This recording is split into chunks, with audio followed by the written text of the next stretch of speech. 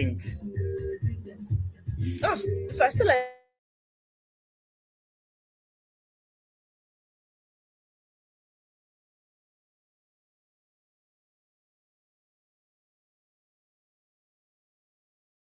This, I'm out of it. Personally, I'm in it.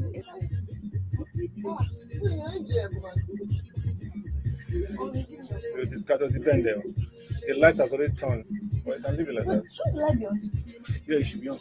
That's how you forgot to do that.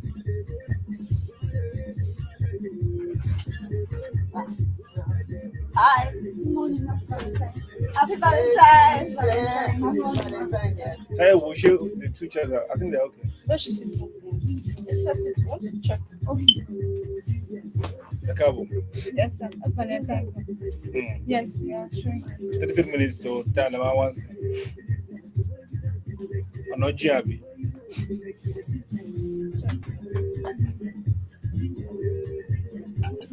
Check it in your hair. Where I see this flat now. Yes, okay. Emma.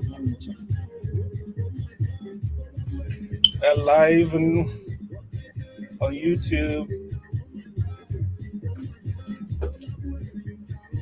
We'll go live on Facebook. Let me go live on. Yeah.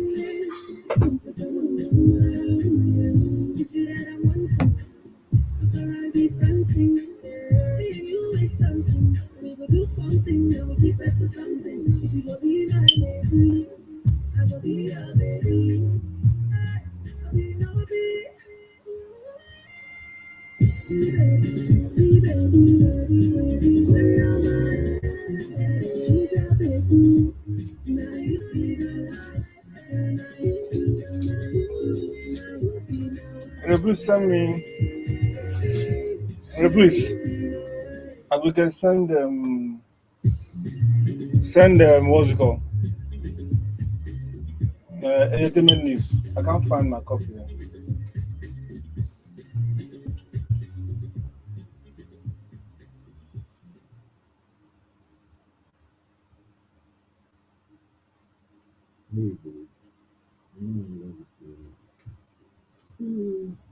But I don't believe you.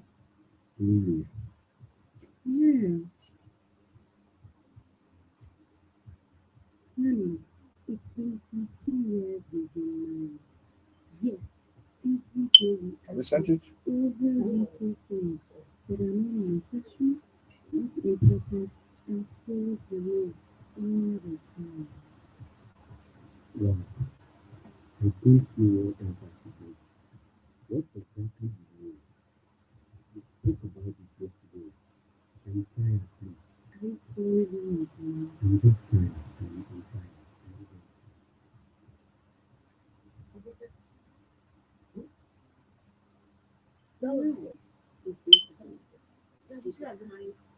Gentle and patient. Welcome to the first day connecting her with her friend and mom. On TopRadio Yeah, same. 90.9 every Thursday at 9:30 p.m. all the way to 11 p.m. An inspirational late night show where we share uplifting and real life stories, advice and education. Can't find my people. Topics that resonate with you on All my babes are here. level to help you understand and find common ground, ultimately strengthen your emotional love life and lifestyle. Connecting hearts with Ife and more. Every Thursday evening on TopRadio because I'm legal. 90.9. Make it a day. Music, great combos, talented people, wicked bass. Top Radio 90.9 sounds delicious. This is a Vintage Talkshow with Femi Akintunde-Johnson. The French.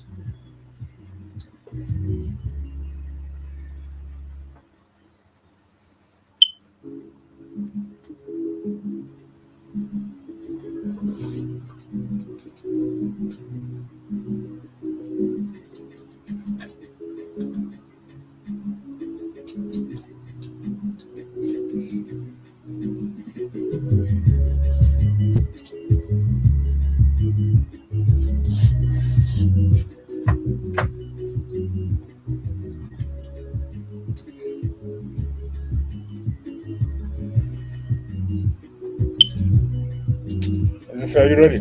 Yes, I am ready.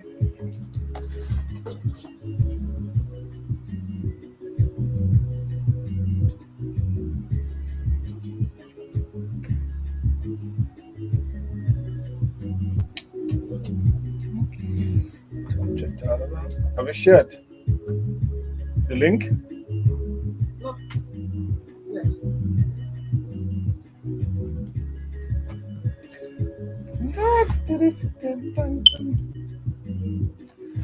Oh, good morning. This morning, the 15th day of February, just a day older than the famed Valentine's Day. You're welcome to the Vintage Talk Show with the Fudge and friends. Wherever you are listening to us or watching us, it's going to be a good day.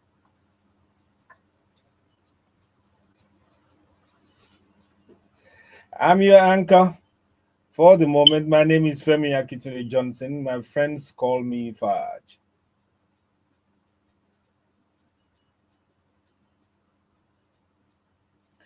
While I wait for the big masquerades, I have some dancing damsels in the house.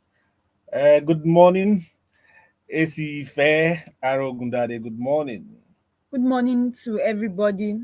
Welcome to a lovely day, a beautiful day. It's Valentine season. Happy Valentine to everybody. Welcome to our Valentine edition of the Vintage Talk Show with Fudge. Enjoy today. Enjoy today. I don't want to say talk of the devil, it's talk of the great man. Already said it, Fudge. Good morning. Good morning this morning, Mr. T. Tokunbo, Good Ojekunle. morning, Fad. Fad, good morning. Esi-Ìfẹ, good morning. Good Good morning, morning. Lagos. Good morning, Nigeria, wherever you're listening to. Really good. One of these things happens twice, but welcome to the show, though. The show must go on. That's what we know. So welcome. Yes, the show must go on. Okay, what do we expect?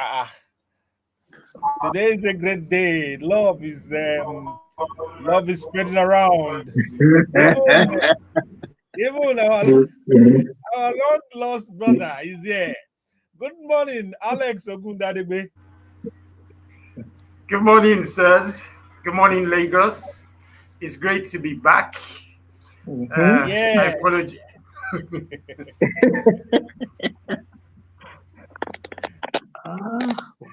Finish your statement, oh.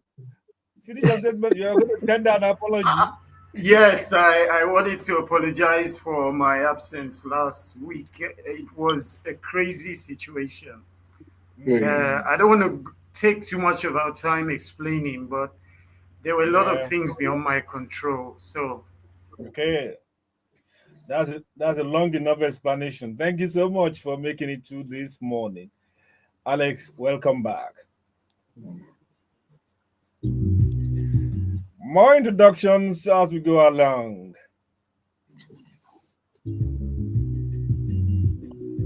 Now, what do we have for you this day? We hope, of course, what do you call it? We call it what we have on our menu now. Usual appetizers, Nigerian entertainment news, Niger trends, and reviews of major newspaper headlines. And of course, hopefully, we'll get to Let's Rewind. And there will be a lot of discussion about trending issues in Nigeria. You know, Nigeria now, they're always having one issue or the other. It's there sometimes 2 times a week. We get the dosage. Hmm. Okay, before I put you in the mood with our quote for the week, let's listen to this lovely. How will I call it now? The trio. VJ Adams featuring Pasuma and Reminisce. They say Beni Soke.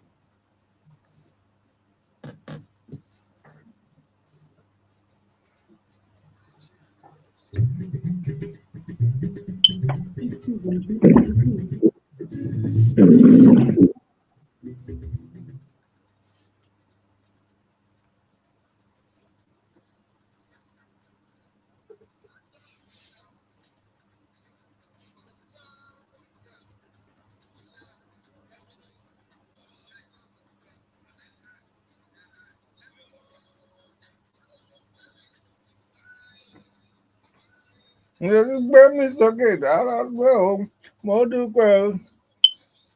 Aráyé, ẹni mo dúpẹ́ o. Mo dúpẹ́, wọ́n bá mi dúpẹ́ o. Bá mi dúpẹ́, dúpẹ́ gbólúwa o.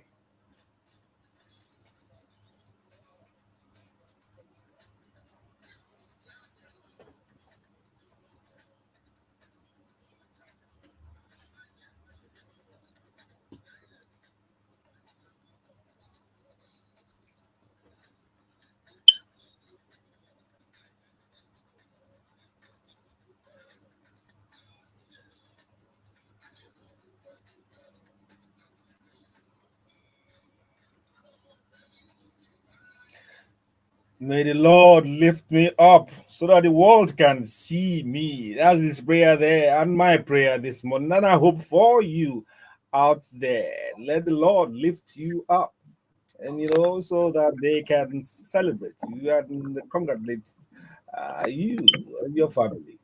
That's the mood I am today. I'm celebrating myself. What are you doing?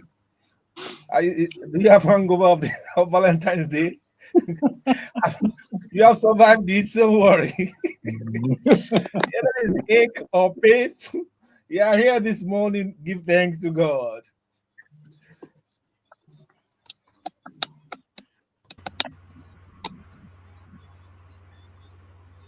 Okay. while VJ Adams and Reminisce and of course Pasuma are titillating us with this sonorous music. Let me give you our quotes for the week. It says, "An egg cannot fight a stone. An egg cannot fight a stone. It might look bigger, smoother, rounder, whatever the shape of that egg is." if you over, if you overlooks himself, or what do you call it, over things about himself, and it challenges what the tiniest stone, almost is gone here. It has become history. So the moral of the whole thing is know your limits. Cut your code according to your proportions.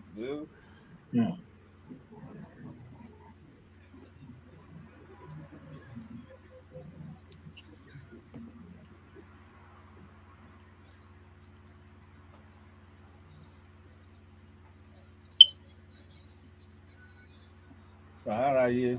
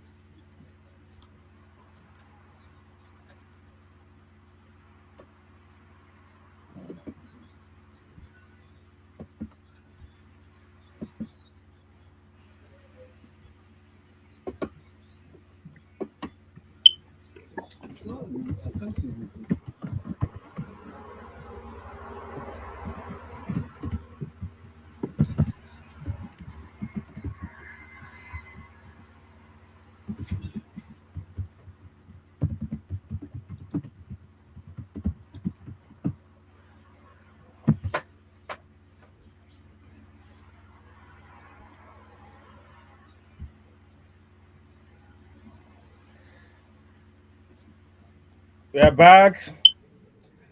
How we have started. And Esi-Ìfẹ is here with the entertainment news. My dear, let's go.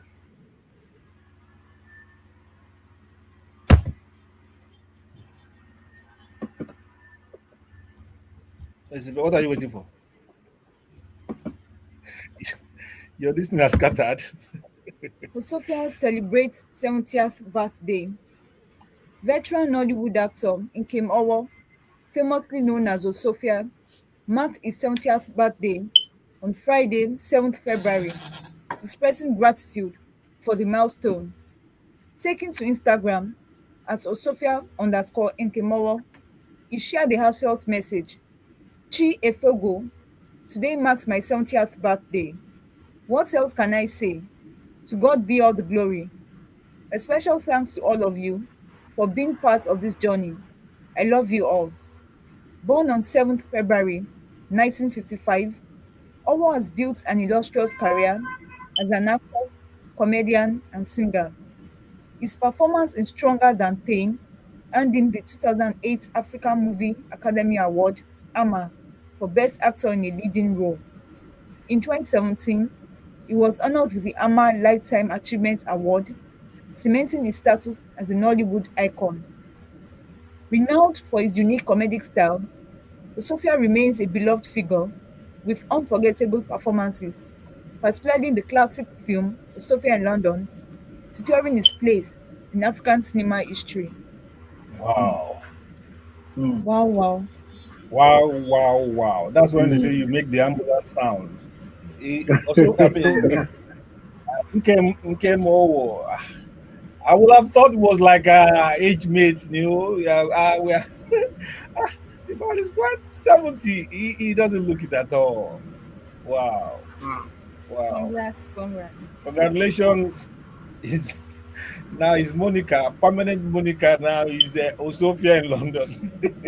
Yeah, that Well, movie made congratulations. waves. Yeah, he Made made. He waves. made. That movie. In fact, his Instagram handle is Osofia _ came over. So it's become permanent. It's like how do you call it? Ogogo, Baba Salah, once they link up with one name and it's popular, and that's the it. That's it. It becomes generic. Okay, thank you. Let's move on. Chef Dami enrolls in culinary school. Damilola Adeparusi, popularly known as Chef Dami, has taken a significant step towards professional culinary excellence by enrolling in a prestigious culinary school in Lagos. Expressing her excitement, she shared a photo in her new uniform, reminiscing about the moment she first put it on. Overwhelmed with joy, she recounted how her peers complimented her new look, making her rush back to her hostel in excitement. Determined to own her skills, Dami extended her gratitude to Governor Oyebanji and his wife, Dr. Olayemi Oyebanji, for their unwavering support.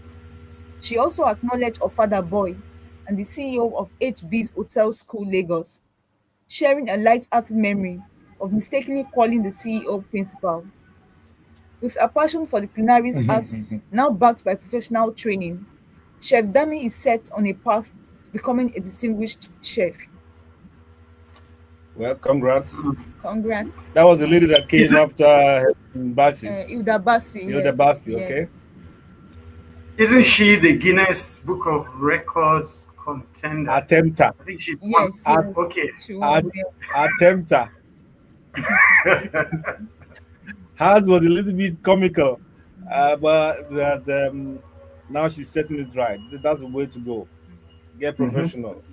Don't do village cooking for us and say you want to enter Guinness Book of Records. Now you Lagos, you call it the CEO principal. Yeah, that's what people of now they say wife material. Abi, Yes. okay, let's move on.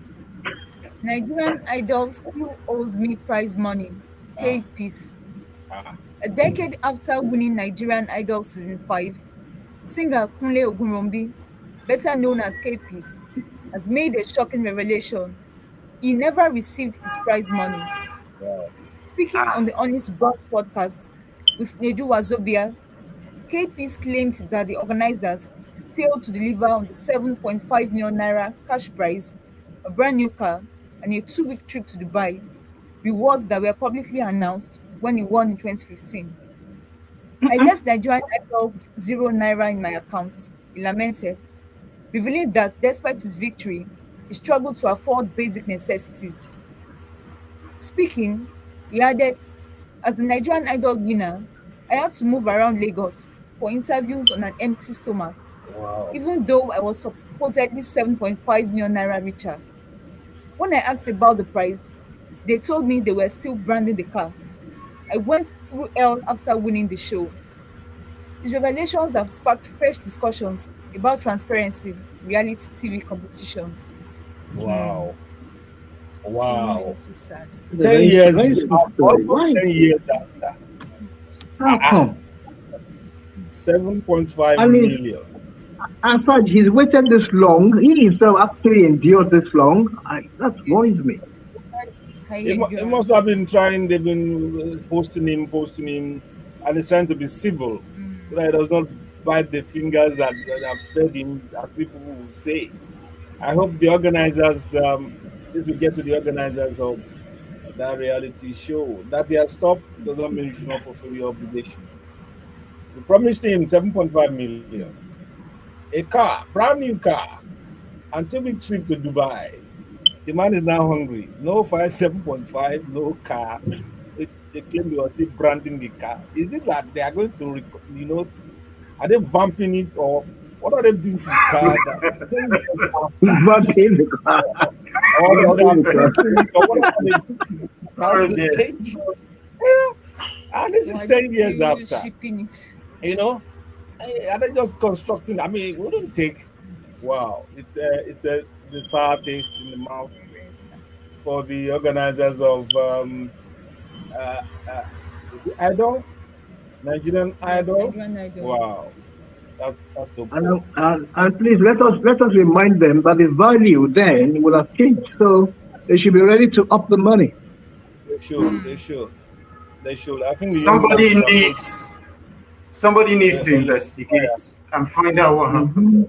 Did they actually Yeah, collect the money from the sponsors and the motor car? Is it that they refused to redeem to the winner? Somebody needs to investigate that. or the money is stuck with the sponsor for one reason or the other, is refused to yield. We need to know, But but he should get a lawyer. The lawyer even will at that, push. communication is key. They should let him know.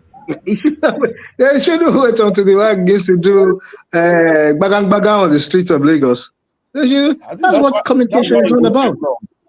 That's why he waited long, because we are posting him. They said they're still branding the car. They didn't say they were Ah, still branding the right. cash. So we don't know What? what happened to maybe it was maybe the cash got stuck at CBN. But it's so unfair. It's so unfair. He put all his strength and everything, creativity and talent into the Mhm. show. Won. And then he's worn out by waiting and crying and all that. It's not fair. It's not right. You know? I think Mm. he should get a lawyer, a legal representation, and fight this out. It's his Yeah. entitlement. Yeah, he should Ah, get it. And this cast a pal on all these reality show people and all that. How many have been fleeced of their winnings and entitlements, who could not muster the energy to go to press. Okay, this is very bad. Let's move on, please. Clarence Peters. Why I fear becoming like my father. Renowned music video director Clarence Peters has opened up about his complicated relationship with his father, legendary juju musician Sir Shino Peters. Speaking on the With Truth podcast, hosted by media personality Truth Dindioro, Clarence, the son of veteran actress Clara Chukura, reflecting on his father's past mistakes and their impact on his family. My dad messed up. Saying he messed up is putting it lightly, he admitted. His colleagues blackballed my mom, and she was already dealing with deep trauma from her past. Clarence also spoke candidly about his own struggles, acknowledging that despite being raised by his mother, he fears inheriting certain traits from his father. One of my greatest fears was becoming like my father in relationships.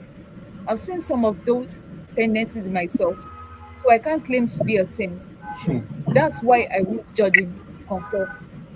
His honesty has resonated with many, sparking conversations about generational patterns and personal growth. I'm going to say generational causes. But But it's good that the young man uh, knows his foundation, and that is needs the grace of God. And uh, I don't know. He has to. They said when you have the children, they do like you or even better than you. He should just work hard so that he will be less in that area than his father. Good enough. He understands the dynamics, and he's, well, he has he, started his he, own he journey. should rather he should rather focus on the positive parts of his father. His father Yes, is a great talent. I mean, yes, master fantastic, guitarist, fantastic. fantastic composer of mhm. music. So I Very, mean, he should focus on the positive aspects. and a wonderful humanist, very humble and everything. Very humble. So Yes, very. yeah, so you should focus, like Alex said, you should focus on the positive. I think he's trying to do that. It's just that it isn't like a like uh, an undisguised fat. There's no way you can cover it that it will not smell. It just seep Hmm. out one way or the other. You know, I don't know. God will help him to perfume his environment. Uh, I beg your pardon, Esi-Ìfẹ, are you okay with me? It's fine. Okay, let's move on. Yvonne Jagade remembers late Buki Ajayi. Actress Yvonne Jagade has penned a touching tribute to her late mother-in-law, veteran actress Buki Ajayi, who passed away 9 years ago. Hmm. Taking to Instagram, Jagade expressed deep emotions, sharing how much she wishes Buki had met her grandson, Xavier. Inspired by a recent lunch with a family friend, she reflected on how her mother in law's memory remains an integral part of her life. Mama, Hmm. 2 days ago was your remembrance. I just want to say I miss you. Your grandson, Xavier, was born on 1st November 2018 and he's a big boy now. I Mm, wish you could see him, Mama, she wrote.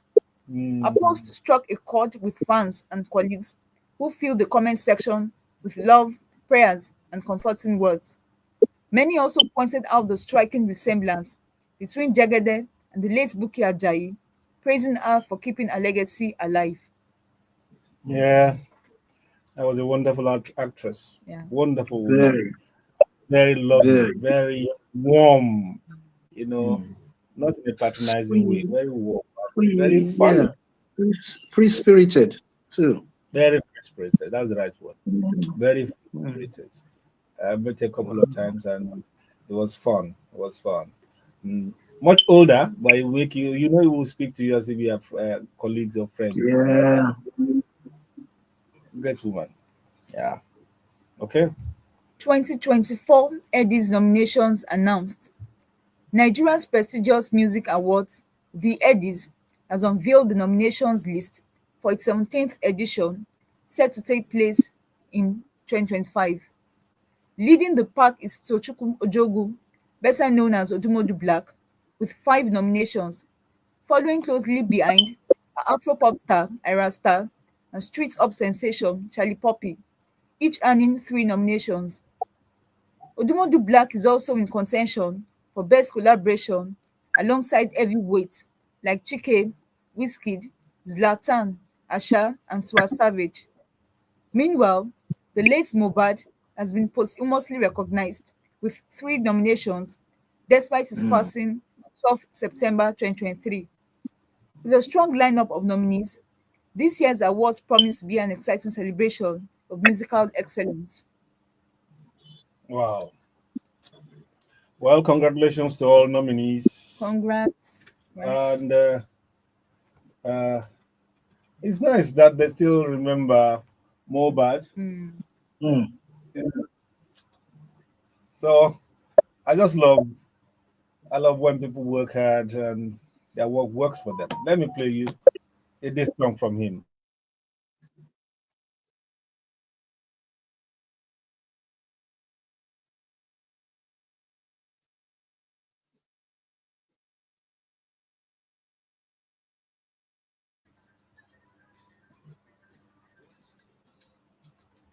Bosun, are you there? Good morning, sir. Morning, oh. Good What's the morning. I money? was I See, was good expecting morning. you to poke fun at me. Esi-Ìfẹ, good morning. That? Good morning.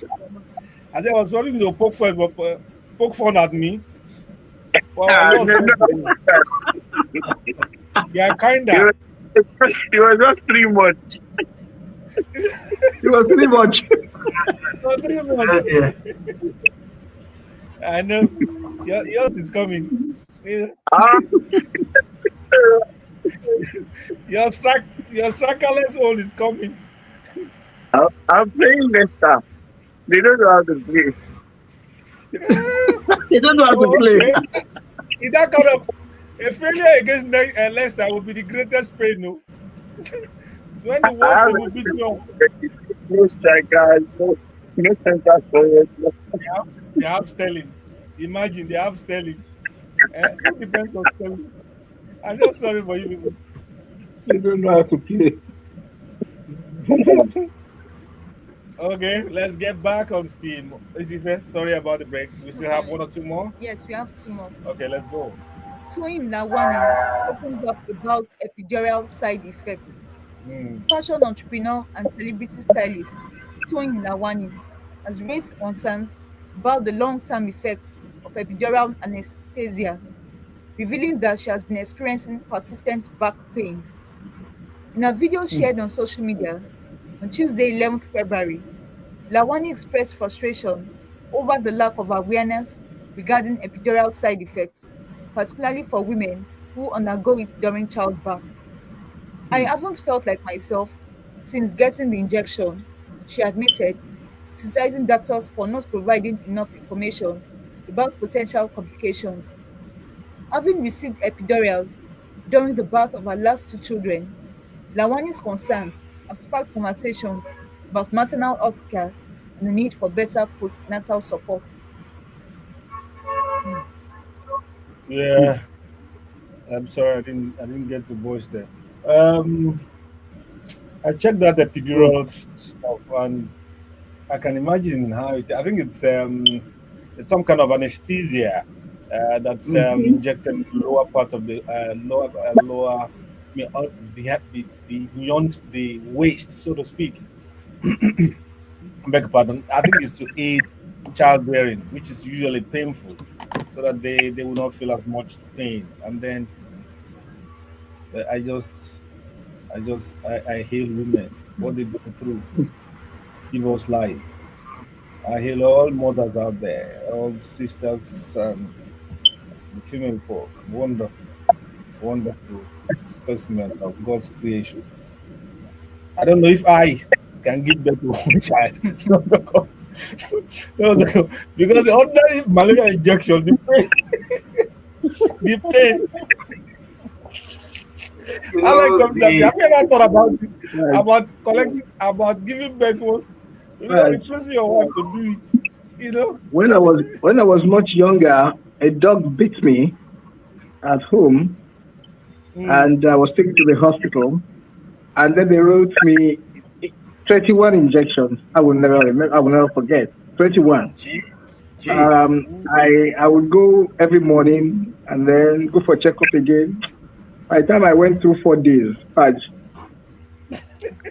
realized that I realized that it was not an easy thing. So I went to the doctor and I said, "Can you give me drugs instead of this thing?" When I look at it, I said, "Ajagege." What happened? You're looking for a shortcut. Come on, go this. Very good. 21 injections. It was really real for me. You're quite right. What women go through is a big one. It's really a big one. We must give kudos to them. That's why we honor them and we celebrate them when we want to, and we should do it all the time, not always for Valentine alone, because women rule. Yeah. All the time. The story makes me kind of reflect on the state of our health system in Nigeria. I don't know if you heard the minister recently say foreigners are coming here for treatment. And that's a sign of improvement. I don't know where he got his statistics from, but I still have doubts. Somebody countered that. Are you sure they are coming for treatment, or the fact that they have more access to human part harvesting? You can easily get kidney here, get liver and all that. Human organ harvesting, and that the story is not complete. That would be a sad statistics for us. It should be. Lives happen to be cheaper here to purchase than over there. Wow. Well, one more story and we're done, all right? Or we're finished? No, a story left. Okay. Michael Odion appointed acting chairman of MPAN. Music Publishers Association of Nigeria has named Michael Odion as its acting chairman following the successful tenure of Olumide Mustafa. Odion's appointment was confirmed at MPAN's first board meeting of the year, with members expressing confidence in his leadership.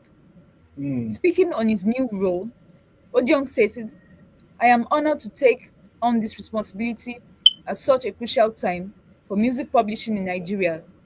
MPAN has made significant progress, and I look forward to further strengthening the industry, ensuring fair compensation for creators, and fostering a more structured publishing ecosystem." A respected figure in the sector, Odion is the CEO of Premier Music Publishing Company Limited. His wealth of experience is expected to drive MPAN's mission of advancing Nigeria's music publishing landscape. Well, congratulations, Mr. Odion. Gentleman, young man, doing well in the industry. And we hope that the business will continue to grow. All the best. Thank you, Esi-Ìfẹ, for your service to the industry. Thank you.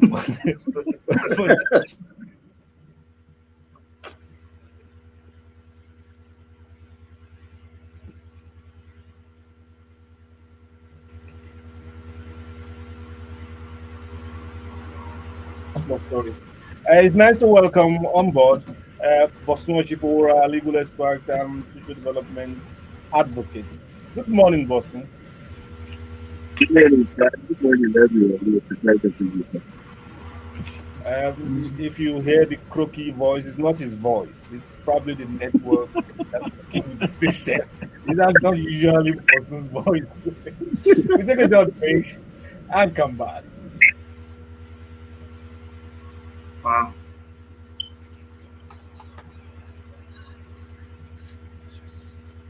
Race says Omoge Marina.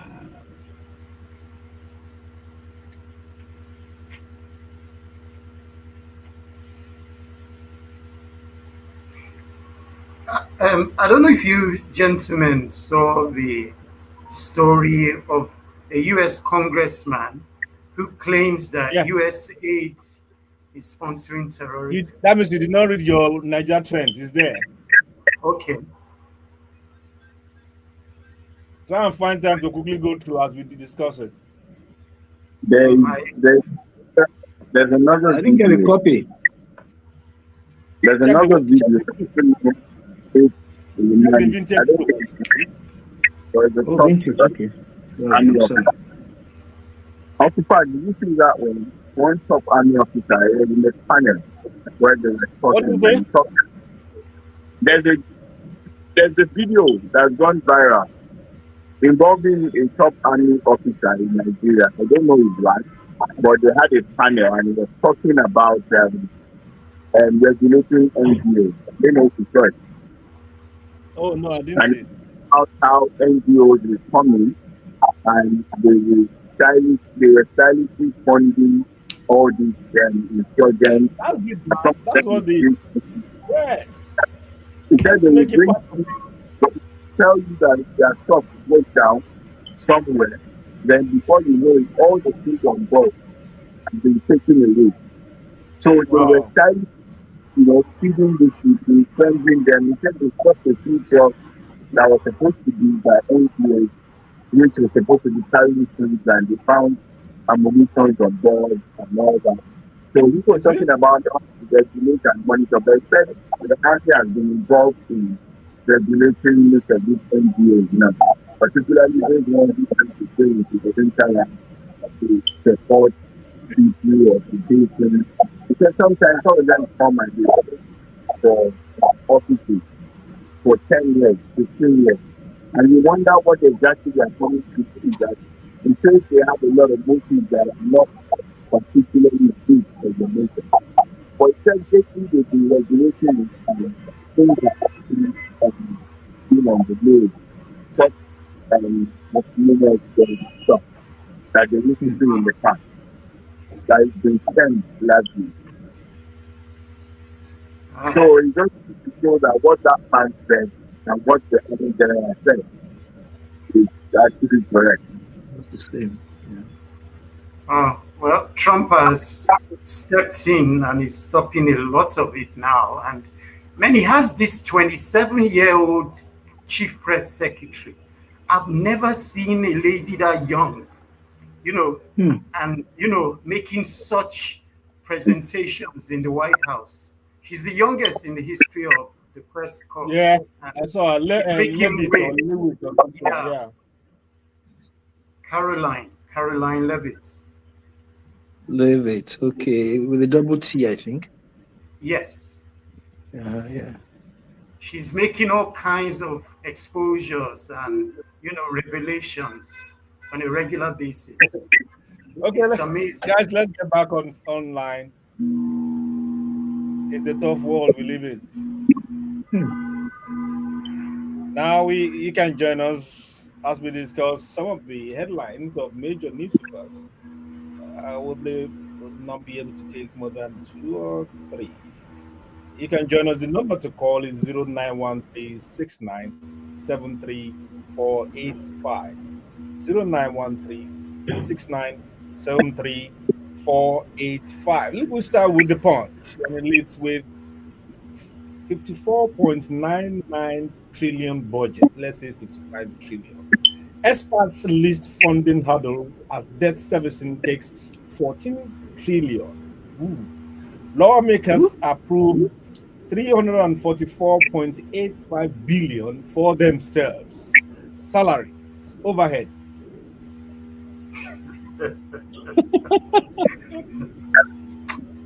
those figures, my main headache with the budget is how much of it do they actually implement? The last budget, which was about half of the current amount they've approved, analysts say only about 40% was implemented. I mean,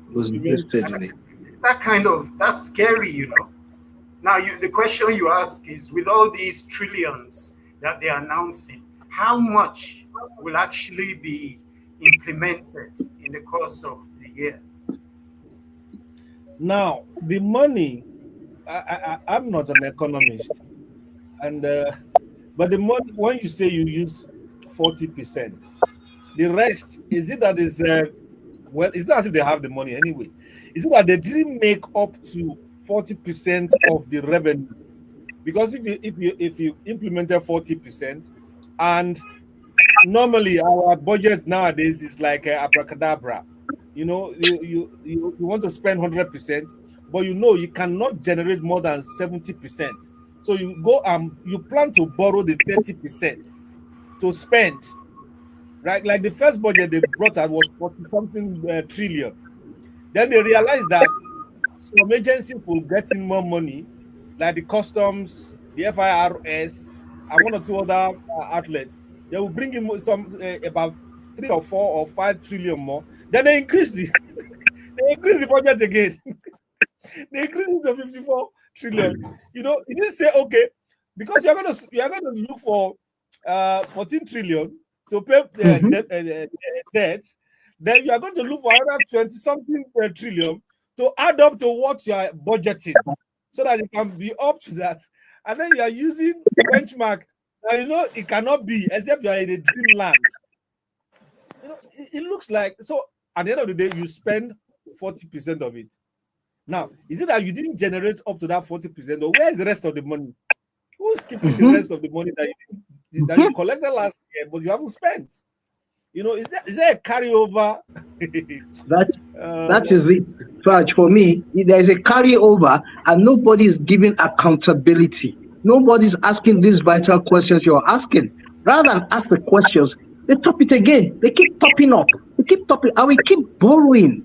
We go to the banks all over the world to keep on borrowing. There's something wrong somewhere, and nobody is asking the right questions. Nobody. Sir, the day I stopped believing in budgets, the day I was in the state last year, just 2024, end of November, they were submitting their budget. I was in one of the ministries in southwestern state. Better. So, and they were submitting their budget, and someone came to the commissioner where I was standing in front and said that there's an outstanding amount that they want to cut it from their ministry, and that if they don't find something to do with it, their next year budget won't be as much as that, and they will take part of the money away. Right there, they just started manufacturing things in their head. I'm not kidding. To fit in and justify the reason for the money being put there. To justify the remainder of the money, they had to put it to something. Coy. It's like, wow, this is crazy. So, and it's the same thing all the way up, so we're just a joke. We're not a serious people. Unfortunately, like Uncle T said, there is no accountability, no definite accountability. It's when you offend, that's when they now fish you out. But as long as when you are caught, or you change parties, you are not caught until you offend. Okay? When you do something wrong with them, Then you when you annoy them, then you will be caught. That means all hands are in the pie. Just that everybody. we are all good boys. So when you do something bad, oh my, I don't know what's happening with the voice today. I hope Bosun's voice is gone again. I'm here. Okay. Okay. We need a department of efficiency. We need an Department of government efficiency, like they have in the US. You know, Elon Musk Alex is trying to say something. Making waves. Yeah, Department of Government Deficiency. Yeah. That mops all these things up and brings them to light. Mr. Alex, even if we have something like that, corruption is so endemic. Corruption is so pervasive. Hammer their heads. Corruption is so pervasive in the system that the same department will be messed up. I've worked at the National Assembly before, and at some point they realized that you see all those oversight functions and some of the things, constituency projects that some senators and reps were supposed to be doing. We found out when we were checking that there's a department that is supposed to go and check all those things. But instead of them going to your constituencies to check, they will come to your office, you pay them some funds, they will write some things and then submit it. So I see the department you're suggesting going the same way. The Nigerians are just internally corrupt.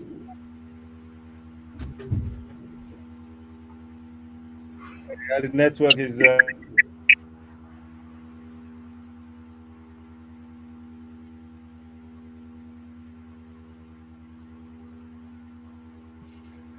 guys, it's there's a cacophony all over the place.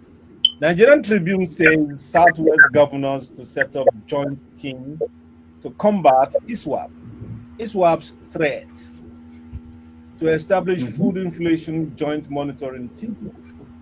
The Southwest Development Commission headquarters to be at Cocoa House, Ibadan. So the six gentlemen reciting the national anthem and the Yoruba, I want to say Yoruba Nation anthem, Yoruba anthem, and all that. I wish them well. I was driving through this morning and I saw two small trucks filled with humans. I suspect coming from outside the state. I don't know what extraction, but very early in the morning they are just sneaking into town. They come less than 20 in each truck, and I wonder where they're going. They're just coming in. Where would they stay? What will they do? You know, our security is not very large. Well, Trump said a country that doesn't have borders is not a country. It's not, doesn't have a border. Very porous border.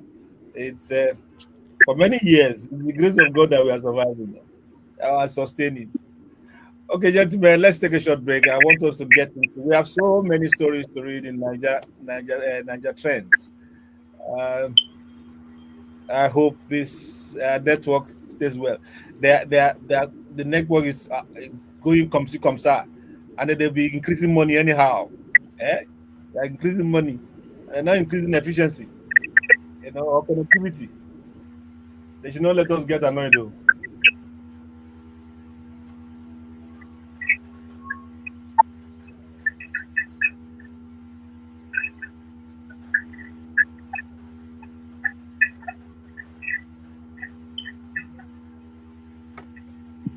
Of course, it's bank alert. All of us are waiting for that. P Square. Telling them about that sound, that beautiful sound that rings in our phone at the end of the month.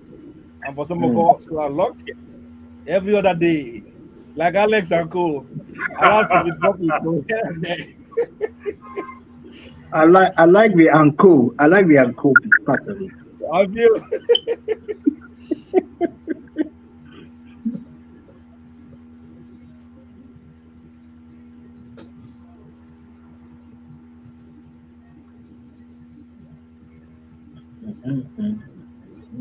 Hi, Mr. C. Good morning. Morning. Good morning. Tani, how are you there? Fine, Well, thank you. yeah, welcome to the seat. You promised you would come back. And I was hoping Yes. that Daddy would not say you shouldn't come back. So thank God you are back, Daddy. Show us the skill today. Show us the skill today. That Daddy, comments that Mr. Fudge made What is about it? I'm critiquing you. That Okay. the comment you made about the people that returned votes, they could have been moving from one part of the state to another. They may not have been coming from out of state. Is it? That's a border area. Ogba. That area is border area. So Abeokuta. the border areas, like the place where I live. When you step out, And then you meet people from Kaduna, Kano. They are coming in. We know the trend. Yeah. So Not like some people who don't leave the house until 7 o'clock or 8 o'clock. I will pack my arguments for now. I don't know. Oh, that was a direct hit, eh? Very direct. I didn't know indirect.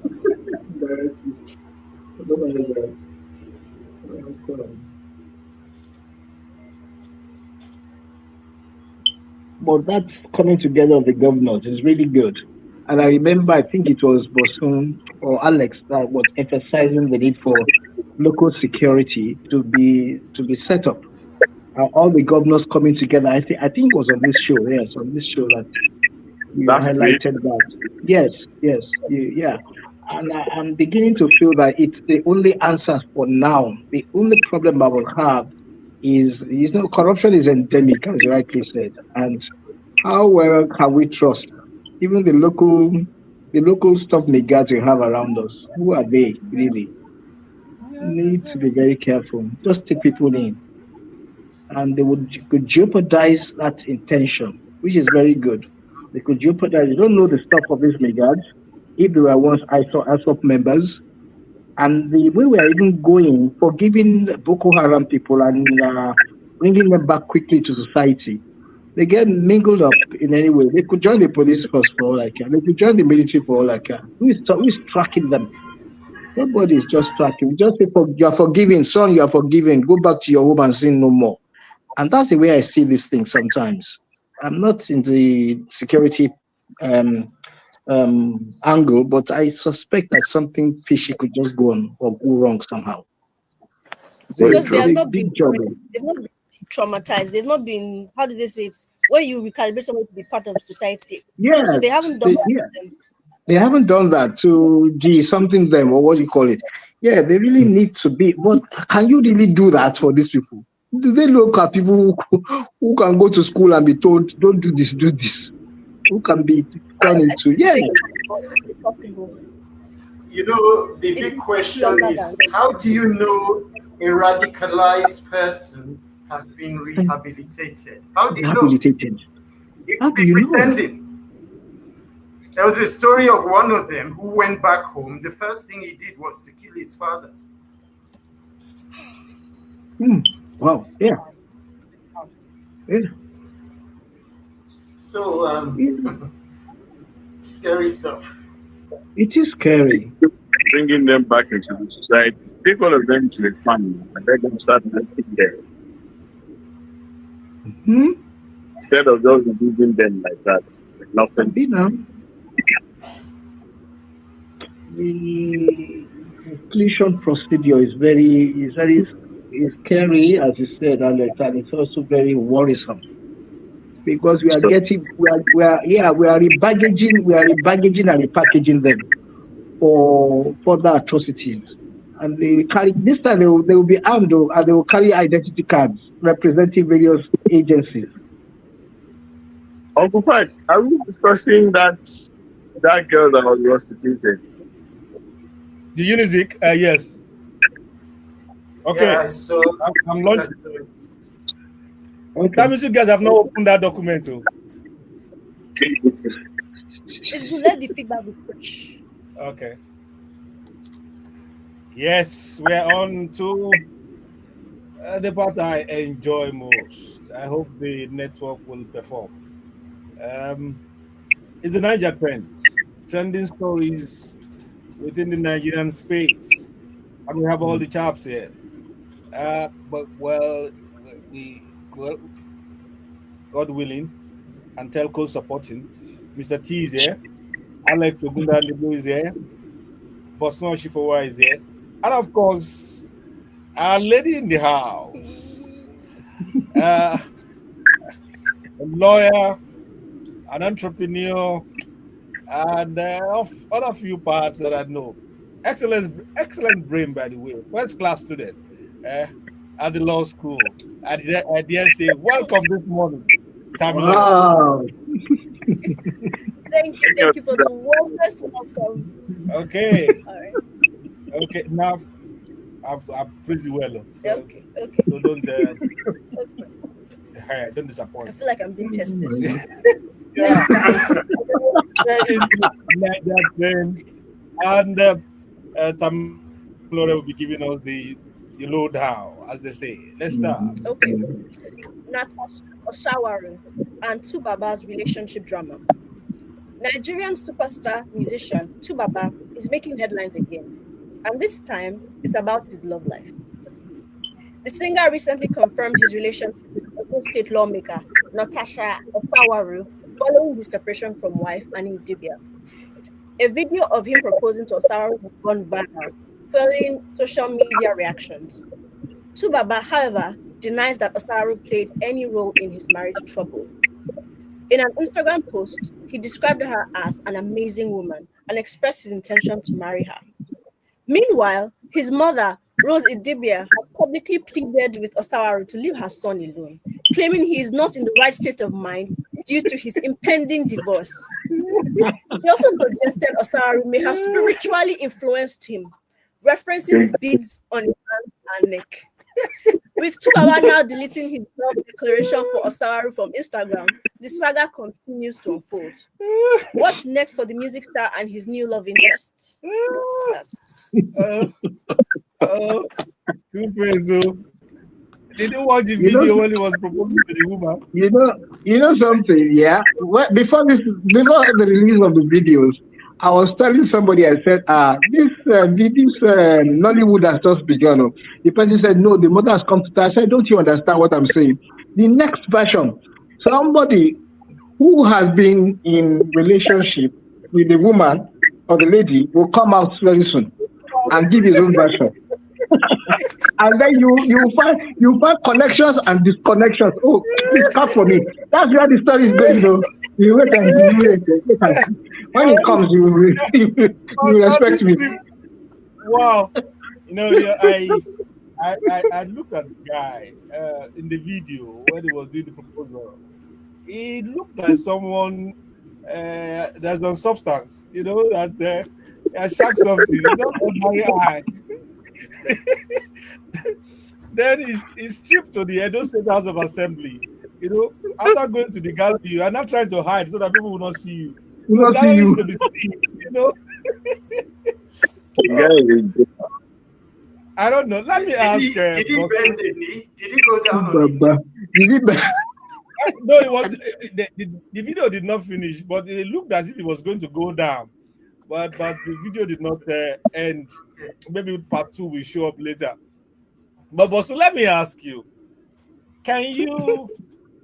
Okay, that's a big deal about proposing while you are in separation or that we are planning divorce. You can't go ahead and marry while this is going on. The proposal is the prelude to marriage. The proper thing, in fact, it can be used against him in court as starting an adulterous affair.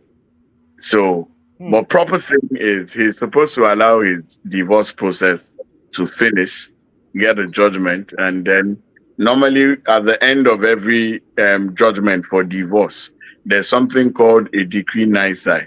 That's like the end of the divorce, and then you'll be given 90 days whether parties may want to come back, but by 90 days, it becomes decree absolute. So, and then after the 90 days, you can go ahead and do whatever you want.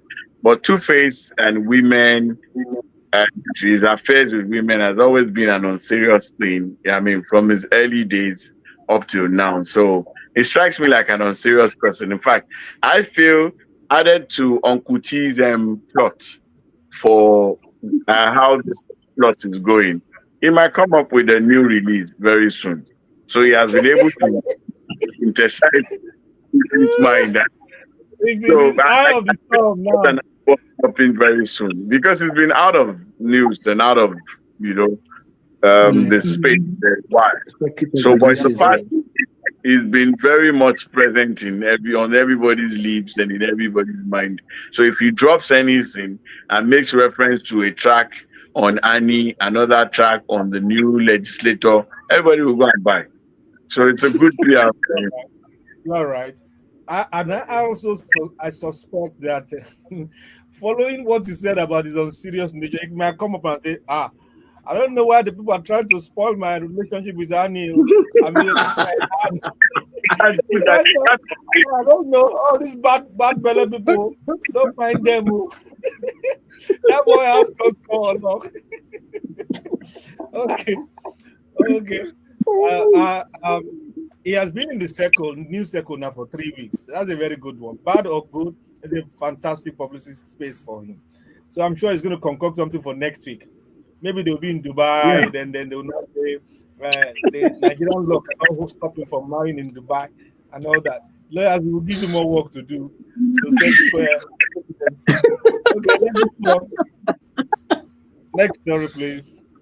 Unizik investigates students who allegedly beat lecturer over TikTok video. A bizarre incident at Nnamdi Azikiwe University, Oka, has sparked controversy after a female student allegedly beat a lecturer during an altercation over a TikTok video.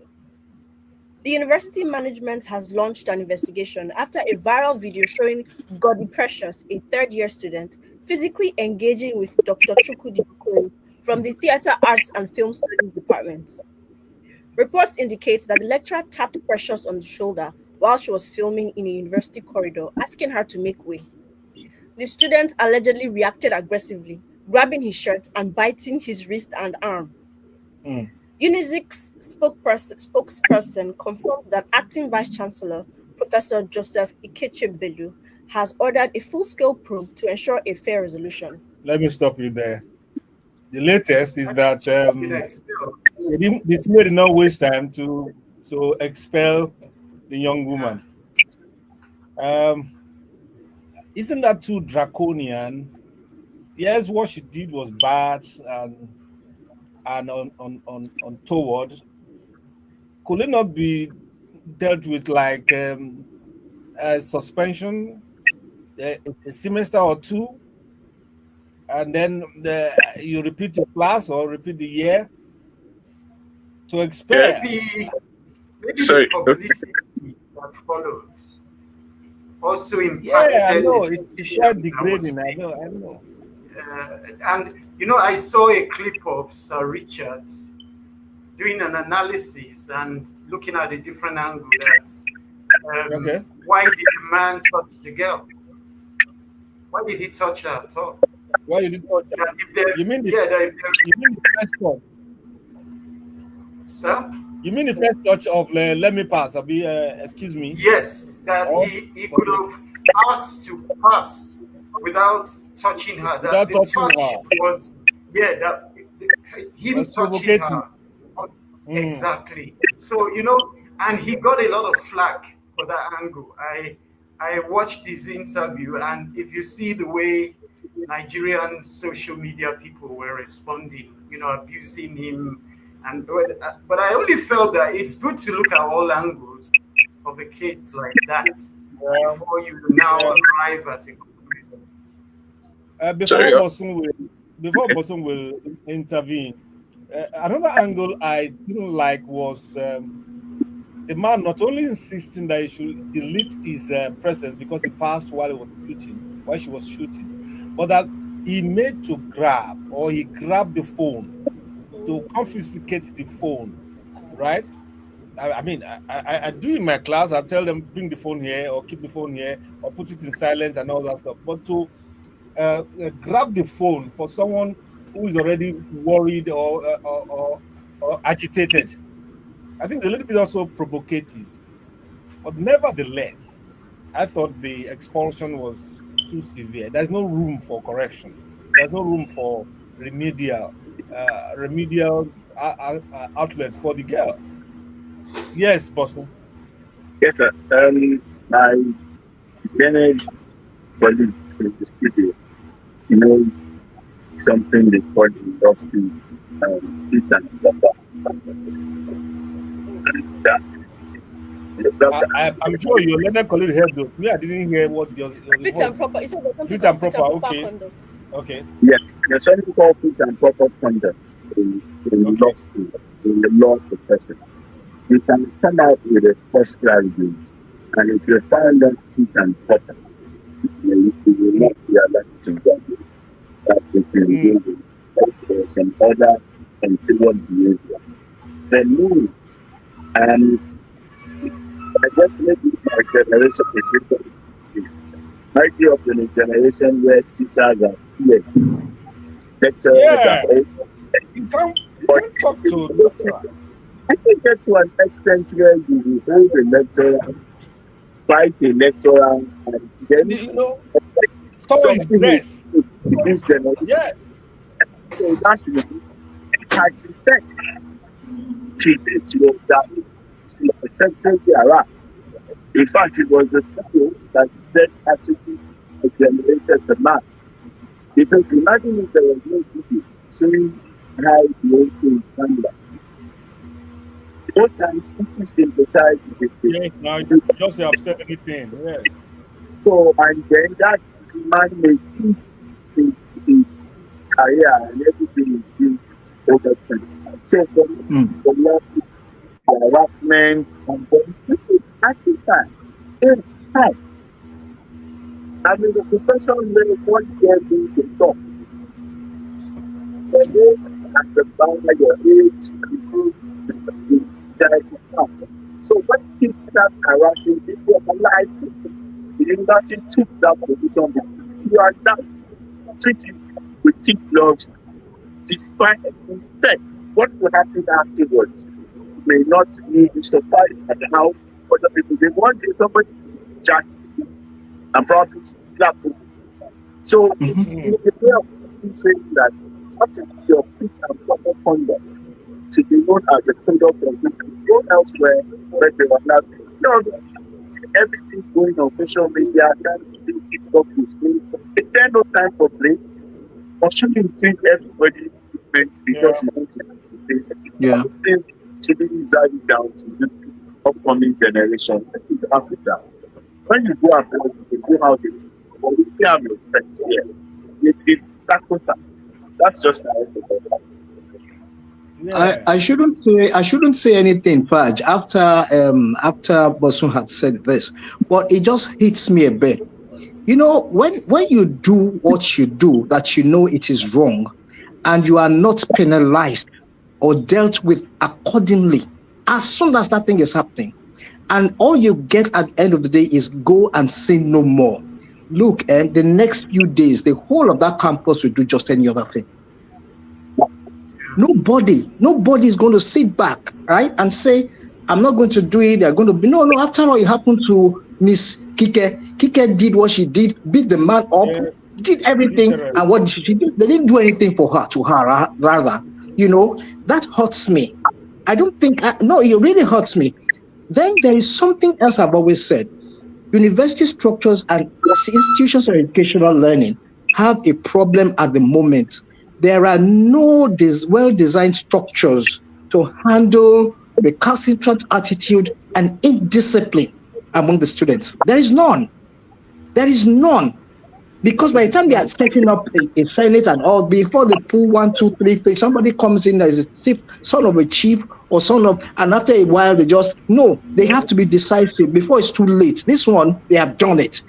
And even if this girl or this lady happens to be the son of an ex-minister or an ex-governor, They have decided on what to do and they have done it. I think she should learn to manage anger. The man will have his own as a lecturer. What I can easily tap somebody. No, I don't. When you guys were talking about it, they shouldn't have touched her. They shouldn't have. And I'm saying that look, it happens to me. Even when I walk into the supermarket, somebody is busy tapping me. Excuse me, I want to move, and I move for the person. And I really do not see much about somebody tapping me from the back if I'm in the way, and I didn't know I'm in the way. Well, fine. Let peace reign, and I say, oh, fine. And then you're using that angle for TikToking, recording, and all that. Then, Oga, anybody can show in anybody's video. Anybody can show in anybody's video. Okay? If you walk past the jaga, you appear jaga. That's the way I look at that. I didn't know that tapping could be provocative. I tap people a lot on the road. People tap me. Like there must be people tap me. Okay. You can't move. You are a woman. Okay. You face the mic. Sorry, You're a woman. So you are the only woman here. What's your reaction? So I feel like there's some missing context here, because I don't feel like it's sensible to go from touching somebody's shoulder all the way to, if what you say is correct, tearing his shirt. Yeah. There's something missing. There was a fisticuff. There's something missing. If there was fighting involved. Not really fighting. The man held the hand, but she was fighting. She was all he held her hand. Rambo, yeah. He held her hand. He tried to grab her phone. Yeah. So to her, okay, now that's the context. He's probably larger than her. He held her hand. Taller and bigger, yes. He held her hand. And older, much older. But daddy, forget. I just said daddy on wife. Sorry, forget the. So, I'm filming something. First of all, it's theater arts. I don't like. First, I feel like the lady is not from theater arts. But she's in She theater. went to the department. Yeah. Oh, okay. She went to the department to go and film. Yeah, there's something busy. Why do you go to another person's department? On the corridor, in the public place, yes. There better be some missing context here. Somebody's behaving very, very well. well. The context is... I don't understand what is happening again. I think you should watch the video. No, after you come to another person's department, you know, the lecturers from that department leaving class to go to his office. Okay. And he met her on the road and said, "Let me pass." And then after I said let me pass, he held her hands. No, and he came and said, I'm sure you took my picture. Please delete the picture from the phone. They held her hand. And went for the phone. Okay, he tapped her shoulder after that. To pass. Tapped her shoulder to pass. After that, he held her hand. He came back and made for the phone. Made for the phone. So then the struggle started. So because we're going to bite her and scratch her. Struggle started. No, that one, after struggle started, it's free for all. I will bite anybody. You are fighting. No, bite is allowed though. You are fighting. No. You are going to bite. Why do you need to fight at all? Why can't you just wait? Let him do what he wants to do and then you report. No, to be honest, if it was me, I don't the whole way, to be honest. Now that department, I don't have that. I was wondering, this thing can never be me. But if there's fighting involved, I feel like we should have given us some more grace. I'm sure they have a policy to address these kinds of things in their schools. So maybe that's why they did the full expulsion. I feel like maybe it's a year off would have been. The lecturer held his hands back from the video I saw to show that he wasn't attacking her. Yeah, he was very calm. And he held his hands up like this, and the girl just went, tore his shirt, did everything. That's the angle for me. Because if there was fisticuff, you could say it's true fighting, like lawyer here is trying to tell us. But this one, the man held back, held his hands like this, like I'm not involved in this, and the girl went on him. For me, that's a no. So that cannot be. Leave the way. However, I would like to say that expulsion, I feel like that was extreme. Severe. I feel it was too severe. A year off, it will have an effect on her life, on her education, and it will still convey the point they're trying to convey. They shouldn't allow her onto the school premises. Okay, I'll tell you the implication of the expulsion. From that moment, that thing went out, no student, the student lecturer that dichotomy will be maintained. The position now, people will fear their lecturers and then give them respect. Yeah, they will respect the lecturers more. That's where I'm going to.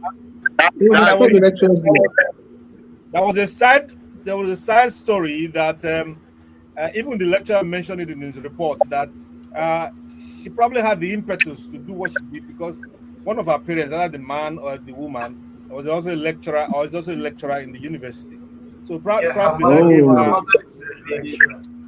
I'm sure that's not our first time of going off the wire, because our report was like a novel, a story, was too neat and too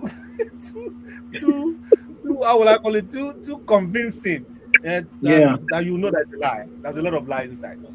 She started mentioning breast region, grab the breast region, that she didn't know he was a lecturer, and then she told her friend, "I look at this lecturer, see the way the lecturer is behaving, and it's all how did you know? And I suddenly know that he's a lecturer. Even if a normal human being, you need to go, what's it called, Ranger, Power Rangers on him. Okay. Grace Precious, Godly Precious. We are talking to you from Lagos. We hope that they can rescind the expulsion and make it like a 1-year thing, and then you two go for therapy, anger management. What I saw there, it's not a woman fighting, it's a WWE. And there's one major point we have to make in all this. University education is not just about academics, it's about character. Yeah. It's a two-sided thing. But you are right. I remember a professor friend of mine who always tells the students, "You have given you your certificate, but we have a right to bring it back." If you go into society and you are found to be out of tune with what you have been taught here, character, attitude, he kept saying that. He kept on saying that thing. We have a right as a university to ask you to return that certificate and say we never gave you this. Yes. Okay.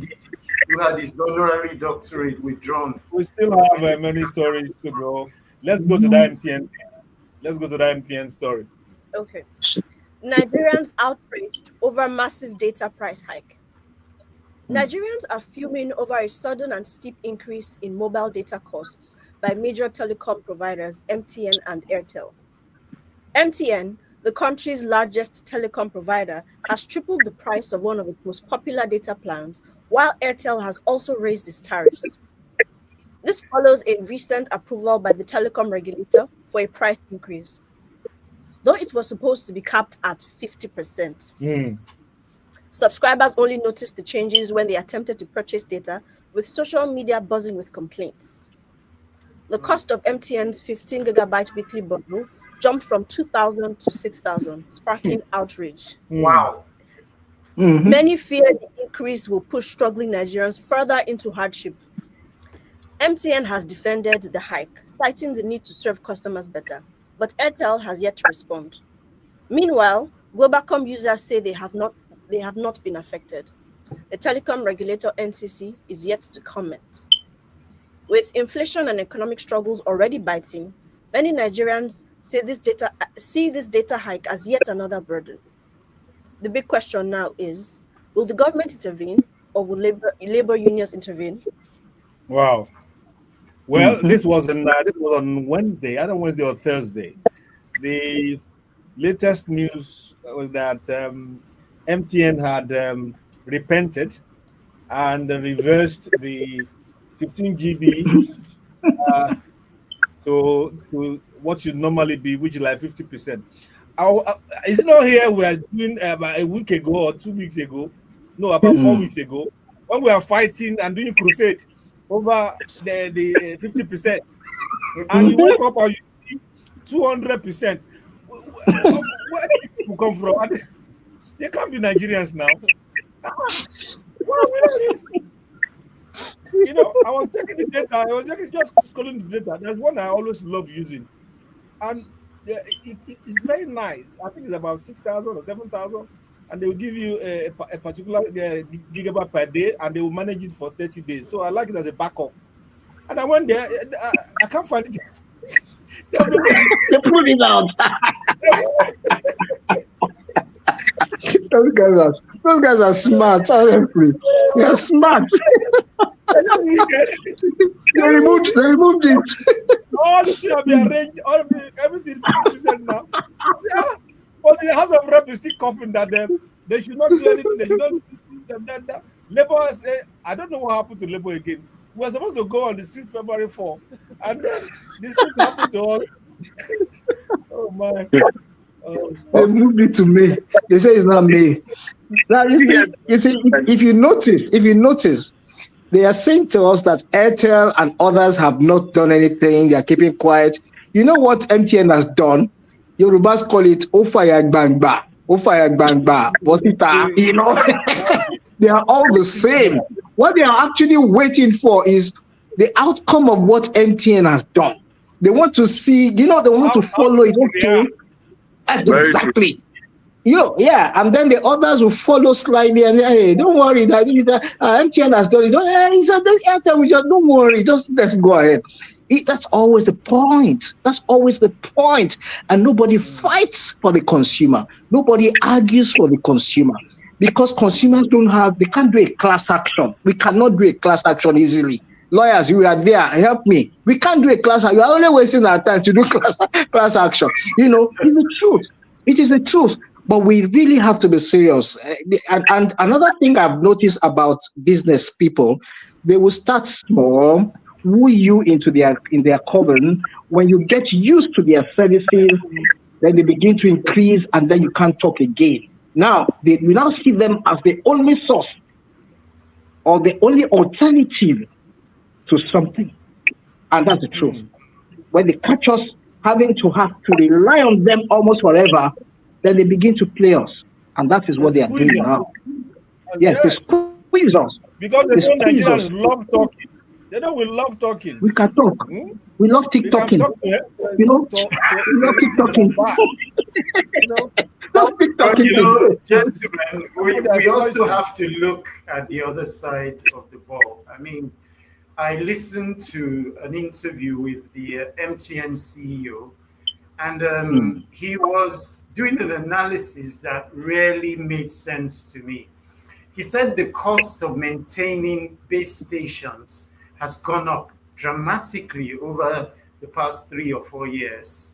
The cost of fuel, they have to put up at least 2 generators at each base station. They also have to employ security to watch over those areas so that vandals do not attack those places. And at the same time, there are issues with maintenance. Now, I'm not justifying the increase, but I'd like us to also look at it from their own angle too, so that we have a rounded analysis. Alex, we are looking, and even buttressed by the fact that they have not done this in many years, like 8 or 9 years or 10 years even. They say they have not increased their tariff. But that's what they call consequential. What's that thing that as like idolatry? These people punished us for the first 5 years of their existence. They you did. to buy SIM card at 2,000, 3,000. Yes, sir. 10,000. 10,000 naira. Thank you. The first 4 years, they were like slaves to their masters. Now, I understand that time has passed. I understand all these issues you raised. But you see, go back through all these years, the past 6 years, all these six issues they mentioned. Was there any day, any year that did not post profits? Humongous profit, such that they're even fighting Nigerian government over how to extradite some of the dollars. Yeah, making so much money. Making so much money. So whatever case it is, all the cost, of course, they need to. So we're saying improve a bit. So, for instance, to make that 15 GB 200%, they should punish them. They should pay certain things. They should surcharge them. They should tariff them again. They should tariff them. For traveling with the Nigerian mentality and playing with our conscience. I mean, it's not right. It's not right. We have to shout. Then they now brought it down. Now, what they are planning is that this 50%, when we cry, they will not push. Okay, let's manage. 30. But hey, Thank you. And that's what they've done. What they've done. I have another perspective. Okay. So it's not different from your own. It's just I feel like they're MTN and all these telecommunications companies. They are not just businesses. They're not. Yes, they are for profit, but they're also, I don't know how to put it, stalwarts of the economy. The economy is sort of based on them. So I think they have to not just see themselves as a profit-making entity. They have to see themselves as a leg of the economy, and they need to stagger this thing that they want to do. They can do it over the course of 10 years, and they'll recoup whatever they want to recoup after. That's a very solid. Everybody's going through hardship. Everybody. So they need us to be on their side. They need us. The trust element of it. It comes through building trust with us over time. You see, if you do it as well now, in time, people are not going to want to leave you, no matter how. See, Tamara, you're very correct. See this issue with DSTV. I'm happy to mention them. You know, because I'm a football fan, not addict. I'm a football fan. I love watching Premiership and all that, and other. So I will pay money. Then I have to look for money for diesel, for fuel. I have to look for money for time to watch. I have to deal with the issue. And they kept on increasing. They will jack it up. They'll just give you by June 20 will go so. And House of Rep will make noise.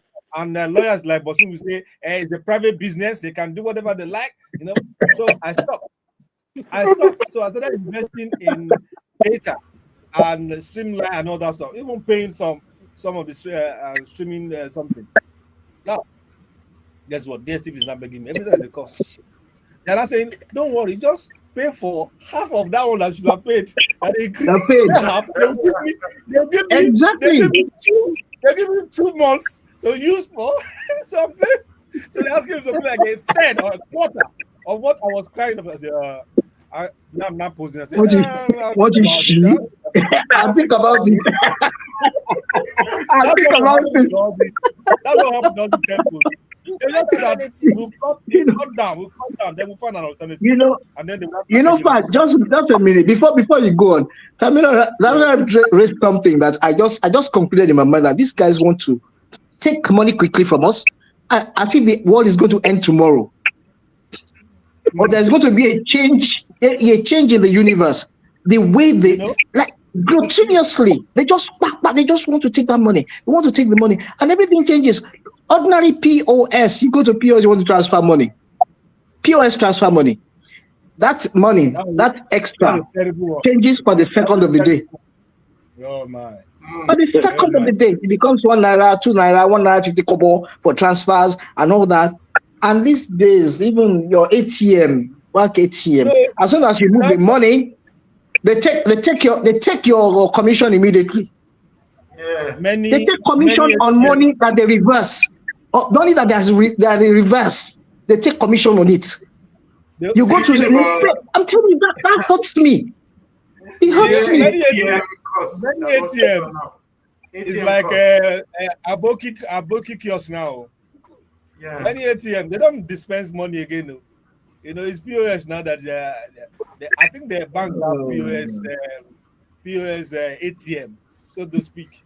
You know, I saw an alert this morning. They said electronic transfer. That thing used to come at the end of the month, but now I think it comes per day. I saw it.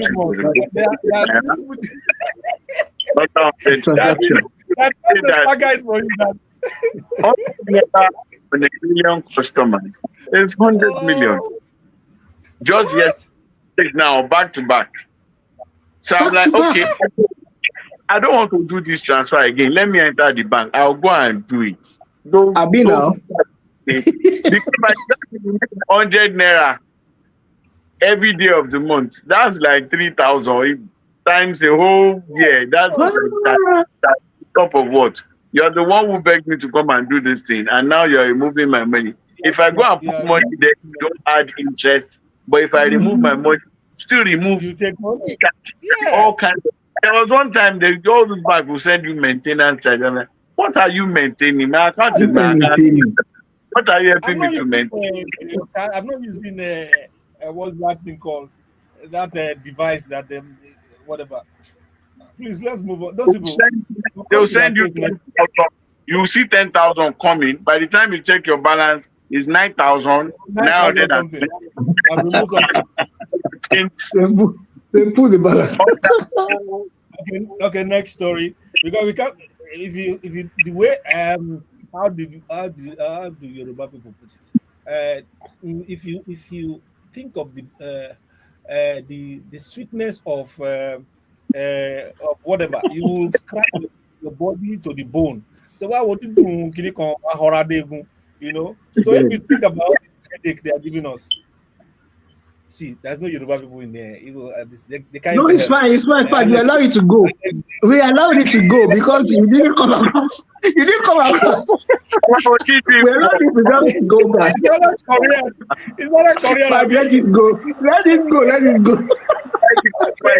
Thank you. Okay. I'm going. Let's go on. U.S. congressman accuses U.S. aid of funding Boko Haram and other terror groups. A U.S. congressman has alleged that the United States Agency for International Development, USAID, has been funding terrorist organizations, including Boko Haram. Scott Perry, a Republican congressman from Pennsylvania, made the claim during a congressional hearing on government spending.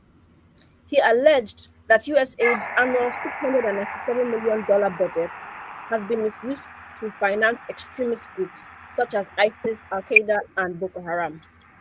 Perry also accused USAID of funding ghost projects, such as a $136 million initiative to build schools in Pakistan, for which he claims there is zero evidence of completion. He further criticized USAID's funding of programs for Afghan women, arguing that the Taliban does not allow women to participate in public life. His comments align with former President Donald Trump's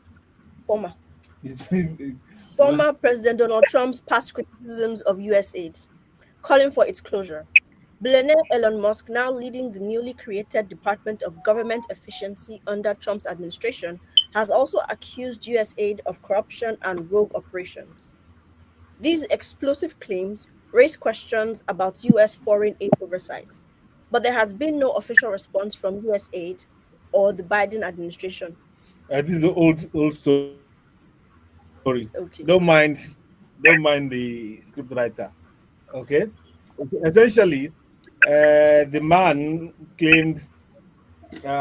You said now it's been shut down by President Trump as we speak, and all kinds of nefarious activities have been detected, ridiculous cost expense, and they've been found culpable of supporting regime change, causing destabilization. So I won't be surprised. And this Boko Haram angle, I don't know why countries' instability makes America happy. You know, I don't know. I'm not trying to jack myself. I can talk. Occupied. The way it works is if you are unstable, if you are fighting insurgents, you remember how many tomahawks Nigeria ordered from the US. You will come and buy arms from them now. If they destabilize your country, you come and buy things that you will have to sell them. Yeah, and not just to the people who are fighting. They obviously end up selling to both sides. You can imagine. Exactly. Yeah. They can sell to both sides, and the war continues, and they're making money. Then, in some instances, there may be contractors who will come into your country if there are natural resources there, and while the war is raging, they're actually taking the resources out. Like So, I mean, it's a whole lot. So it's just. I mean, we've always wondered why and how. You remember this Ahmed Sani guy that started this Boko Haram thing during Obasanjo's time? They were ragtag elements, and the thing just grew to something sophisticated. Obviously, now the truth is coming out. Then the fact that this thing has been on since Obasanjo was president, that was when Boko Haram started. And the thing just didn't abate, despite all the efforts, then it got to a level under GEJ, even the past administration, where you see people who were supposed to be ragtag elements shooting down helicopters, shooting. Then you know what? They're not using this. This is not a David and Goliath thing. This is sophisticated war. So obviously, what is being said now goes to show why this thing has been a protracted. I mean, it's been on for a long time, and then the fact that these people are enjoying some foreign sponsorship. So it's just, and I think the government too needs to look into this thing, and everybody should just stand up and embrace what has been said and look at how they can actually stem it. So, because this is a serious one. You can imagine if it was the other way around, that is a country that is sponsoring terrorism in America. You know, they would have gone to bombard that country, but they would. Here we can't even save ourselves. They should just leave us alone and let us be and live in peace. It's true. I find it sad that we are mentioned, or a terrorist group in Nigeria is mentioned in line with Al Qaeda and ISIS. Like they said it in the same sentence. Yeah, it's sad, but that's the reality of our life. The same sentence, it's appearing together. They are isn't so deep into our culture now. In fact, one of the agenda of the Southwest Governors Meeting is to fight against incursion of insurgents of ISWAP. ISWAP is also Islamic Islamic something about West Africa, something like that. It's like Al-Qaeda and all that for sub-Saharan. So they are fighting that this is incursion. They are moving to Ore, they are moving to Ekiti and all that stuff. They are beginning to cause all kind of mayhem, even in the Southwest. So it's a dangerous thing, and we thank God that the kind of worms opening out of USAID exploded by Trump, and more will be revealed, so that the superpowers can be shamed into silence. At least they will leave us alone. So why? They even allege at the same time that some of the insurgents have a superior ammunition to our own. Yes, they do. They do. And that's why people keep wondering. There must be some funding coming in. And they keep saying, government of Nigeria, track the money. Track the way the money is coming in. I am not giving a nod for this. You said whatever, because as far as I'm concerned, tomorrow America can change its course. Based on the president there. But that's not it.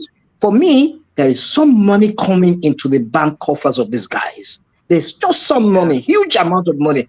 The military have even come out to say that the sophisticated equipment, just as Bosun said earlier, that they marvel at it. How do they come? How do they get hold of these things? They don't even have some of them.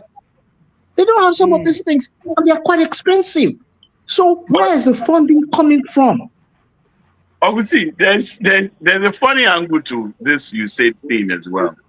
It just shows you, I'm not even talking about the sponsorship now, but it just shows you that NGOs, both abroad and here, they are seen as a means of raising funds for individual pockets. See, Nigerians form NGOs and they get in touch with all these parents, NGOs abroad. Most times people just to get some money for themselves. We have now realized that even Americans too are doing it to make money for themselves. So whether Americans or Nigerians, corruption doesn't know any tribe or race. It's a general thing. Because this revelation has shown that everybody is a thief, regardless of the color of nature. Is the person that they catch is the thief. What they are pouring on the Democrats, they look like mostly Nigerian politicians. I'm sure every table is turned down. The Democrats come there now. They also bring their own out. I mean, one global problem. Oh my! Black or white, corruption is corruption. It's everywhere. It's corruption. Wow. It has no color. It has no color. It has no racial divide. Okay. The way we are going, I doubt if we can get to half of this story. Okay, let's take one more. Okay. Nigeria condemns Canada for denying visa to defense chief. Nigeria's Minister of Interior has slammed the Canadian embassy for denying a visa to the country's Chief of Defense Staff, General Christopher Mustafa. Christopher Musa. General Musa revealed at a security conference that he and his team were denied visas to attend a war veterans event in Canada. This has sparked diplomatic tensions, with Minister Olubunmi Tunji-Ojo calling the move disrespectful to Nigeria. The minister questioned how regular Nigerians are treated if the nation's top military officer could be denied entry. He called for diplomatic action, urging Nigeria's foreign ministry to ensure mutual respect between both nations. Meanwhile, National Security Advisor Nuhu Ribadu took a more aggressive stance, saying Canada can go to hell over the incident. He stressed that Nigeria must focus on strengthening its own institutions to avoid reliance on foreign partnerships. This diplomatic row could strain Nigeria-Canada relations, but it remains to be seen whether Canada will respond or clarify its decision. I read a version of the story. It said some of the officers applied late and they didn't apply appropriately. That was one of the excuses. You know, some were given visas to go, but others were not. So that was the claim the Canadians made. I don't know what to make of it. I had the same story as well, but the only problem I have is that in that kind of situation, I think there are protocols to this thing. And most times when Nigerians come to cry out, you find that we didn't do things properly. How come some were given and some were denied? They didn't deny them because they felt like doing it. They denied it based on the fact that they didn't follow certain protocol. What I committed, along the line. What I found amusing was the NSA's reaction. One is uncouth. Secondly, it doesn't represent the office well. There are ways you go about this thing. Came out and said they can go to hell. For me, I didn't expect the diplomatic language and his office to speak that recklessly. But I mean, then there are ways you go about these things. Even then, the same Canada has been giving ordinary people, ordinary citizens. I say that with all respect. They've been issuing visas to them without any big deal. So you cannot do something wrong and then think that people must listen to you because you are generous. Then what makes it worse is the fact that certain persons were given and some others were denied based on the fact that they didn't fulfill the necessary criteria. So to say that they should go to hell, they can buzz off and all that, for me, it doesn't speak well. I've seen some people try to react and try to say things, spin it around and say, Canada is this, Canada is that. Then the last part of it for me, what are they going to do there? Which veterans are in Canada that they want to go and celebrate? Have you celebrated the one? What are they going to do? Nothing, as they said, January 15 is our own World Remembrance Day for Army. Did Canada come to celebrate with us? He's lost some other monies. At the end of the day, you find that some of them are using it to buy houses. I say that with all sense of caution, but that's how they now purchase houses and things over there. So if you see, the reaction is more than what actually happened. When and then it now became a diplomatic issue. You are crying more than what has happened to you. That's basically what I'm saying here.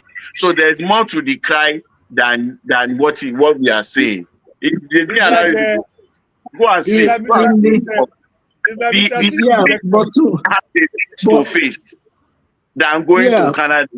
Go come and see that fight what now was it in Canada? Let it go. I suspect. You know what, Fad? You know what? Just a minute, please. Let me just drop this in a minute. What I realize is that we do not understand, honestly. We lack knowledge of the diplomatic culture and language to use. Yes. Look, do you know that America and South Africa almost looked at each other's faces in the recent weeks? Yes, yes. Did you see how South Africa handled that matter? It was just a line. We've lost it. Alex said it the other time, and I'm holding on to that. And I said to myself, look, this thing it's not gra. You have to understand the language. How can you say people, country, a nation should go to hell or something like that? No, Mr. Man, it is not. You're not talking to Nigerians, so because we are used to having that language on the streets, and you hit us, and then we look the other way and laugh.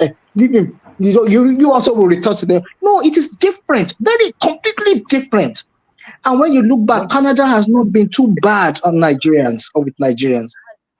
They have not been too bad. There are things you have to consider. Thank you, sir. Take a commercial break. Thank you.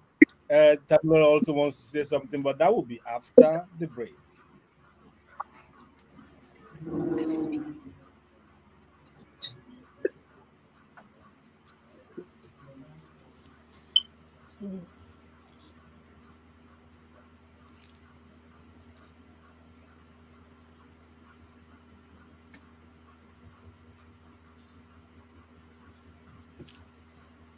Yes, you have our own legal segment where you discuss legal matters.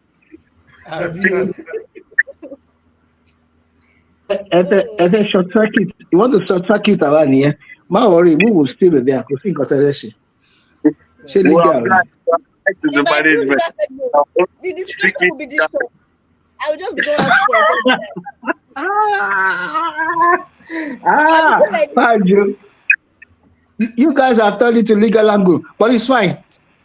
We shall do it together now.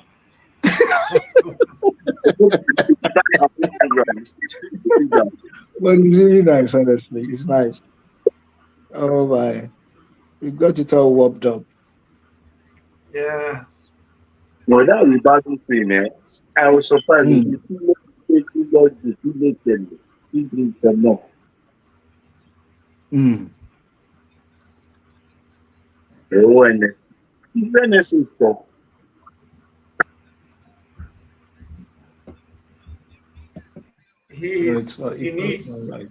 I expected he would learn on the job.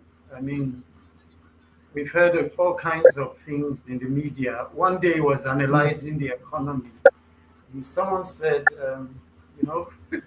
what role does the NSA play in analyzing the economy and predicting what will happen? Is that really his forte? The president, because NSA don't talk in countries. Countries have NSA. They don't talk. They are still. They don't. You just see what they are doing. Talking about is the news lately now fighting fight in this. Where it is? Come on.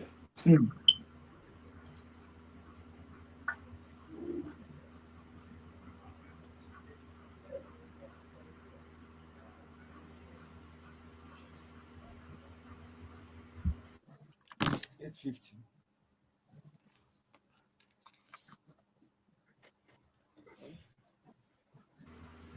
Okay. We're on the last leg. 6 minutes to go or less. And you can still call if you still want to. 0913-697-3485. Tamilo, let's see if you can get in one more story or more. Okay. Yes. Okay. Afenifere chieftain Pa Ayo Adebanjo dies at 96. Wow. Nigeria has lost one of its foremost elder statesmen, Pa Ayo Adebanjo, who passed away at 96. The Afenifere chieftain died peacefully on Friday morning at his Lekki residence in Lagos, according to a family statement. Adebanjo, a nationalist, lawyer, and politician, was a staunch advocate for true federalism and played a key role in Nigeria's political evolution. He was the former organizing secretary of the Action Group and remained a vocal critic of bad governance until his last days. He is survived by a 94-year-old wife, Chief Christy Ayo Adebanjo, as well as his children, grandchildren, and great-grandchildren. The family announced that the condolence registers have been opened at his Lagos residence and the country home in Isonya Ogbo. states. Funeral arrangements will be announced in due course. Pa Adebanjo's passing marks the end of an era for Nigerian politics, especially for the Yoruba socio-political group Afenifere, which he led with unwavering dedication. The Baba tried. 90s. That's right. It was very the end. It was fair. It was not just all bluster. It was very a tough kennel for dictators, political and all that. It was a thorn in their flesh, and it remained.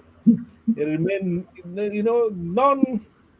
How will I call it? I don't know what Bosun would say, considering they are from the same area. But I dug my heart for Baba Adebanjo. He died in the struggle, and many of us will pray to live that long and that agile, mentally and socially and politically and all the other leads. The man did very well. May his soul find rest, and we pray that God will grant the family fortitude. This is what Yoruba will say. This is the kind of death that we say transition to glory, celebration of life, and all the other to show that we are not crying. No, we're supposed to be jollophing, and I trust the Jebu people. Oh, parties and all that. Yes. Yeah. In my younger days, a political story is not well done if you do not get the versions from the late Pa Adebanjo. We were told to always go to his home. He was living then at Aguda, in Zulere. I will be there and he will walk in and then just address, as he's walking in, he's addressing us. I was friends with a few of the children then, very close. And Baba was a thorn in the flesh. He wouldn't go the way they are going, but he would still be standing on his principle of regional support for Nigeria. And I remember very well, very, very, very interesting man. And may his soul rest well. Yeah. That will be the last statement from the group about Pa Adebanjo because we have no time.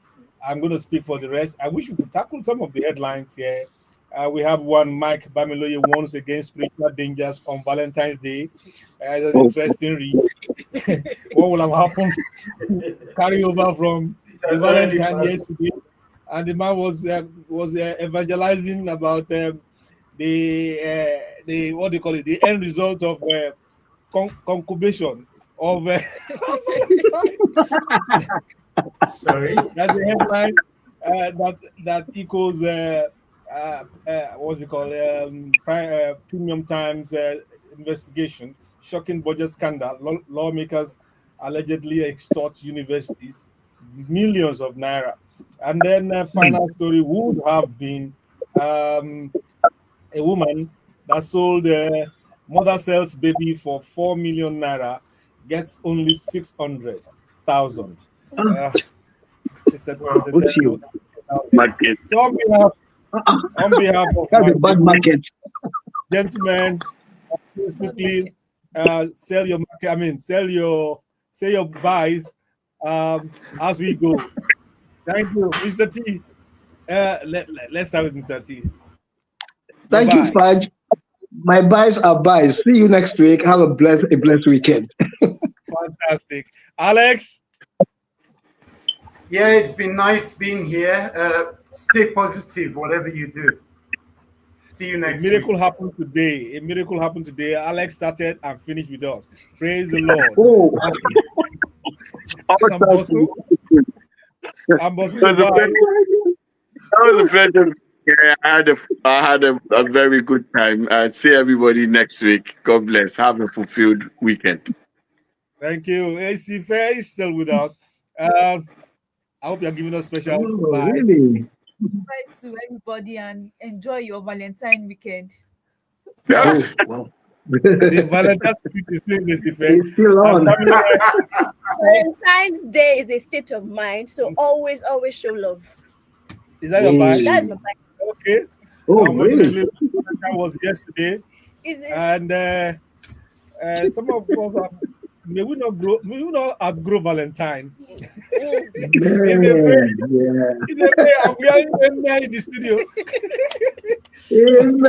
Whatever you do, treat every day as a lover's day. Show love to everyone that you see. Be nice to people around you as best as you can afford it, and help where you can afford it. Have a wonderful weekend, and we'll see you next week. Bye, Bye. everyone. Bye. Bye-bye. Bye-bye. Bye. That budget one, I believe it wholeheartedly. What's that? That budget one that you mentioned, I believe it wholeheartedly that they padded the budget. Yeah. Oh, okay. It's very believable. Anything they say that's extra money in Nigeria, I believe it. Good morning, sir. Yeah. Who was that? How now? No, there's no song lineup. Oh. It's empty. You just go toilet that day like this. Now you forget your this. In fact, I just said I don't. I just said okay. Let me finish this. I just said.